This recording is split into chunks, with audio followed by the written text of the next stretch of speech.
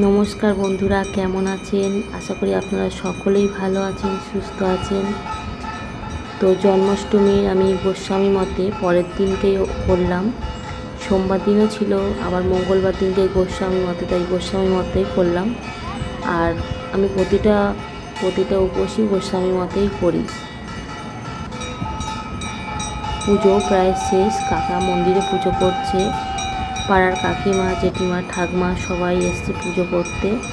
আমার বাপের বাড়ির যে পাশে যে মন্দির আছে, বাবার বাড়ির পাশের মন্দিরটাই পুজো করলাম।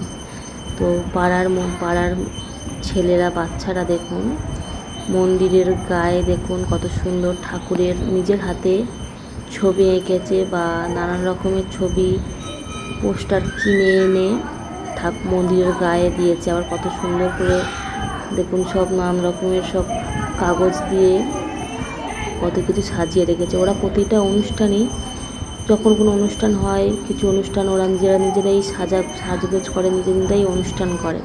বাচ্চাদের এই রকম একজোট হয়ে এই একতাটা খুব ভালো লাগে, জানেন তো।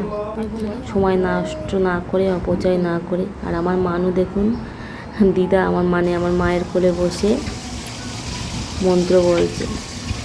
মা তালের লুচি করেছিল, মালপোয়া করেছিল, তালের বড়া করেছিল।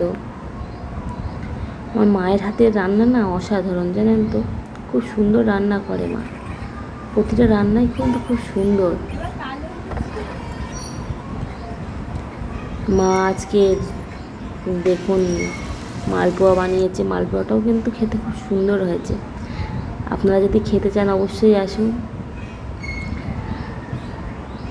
আর মা করেছিল তালের লুচি, কুমড়ো আলুর তরকারি, তালের বড়া আর মালপোয়া। আর আমার জেঠিমা আমাকে লুচি করে দিয়েছিল, ঘুগনি করে দিয়েছিলাম। যখনই যাই জেঠিমা আমাকে, মানে কোনো উপোস টুপোস থাকলে জেঠিমা আমাকে লুচি বা তরকারি যা কিছু দেয়। সোমনাথও এসেছিল আমাদের বাড়িতে, ওকে বলেছিলাম খেয়ে যেতে, মা বলেছিল, তাই আমি ওকে বলেছিলাম। তো ওর ডিউটি সেরে বাড়ি আসতে আসতে প্রায় 11টা 15-20 হয়ে গেছিলো।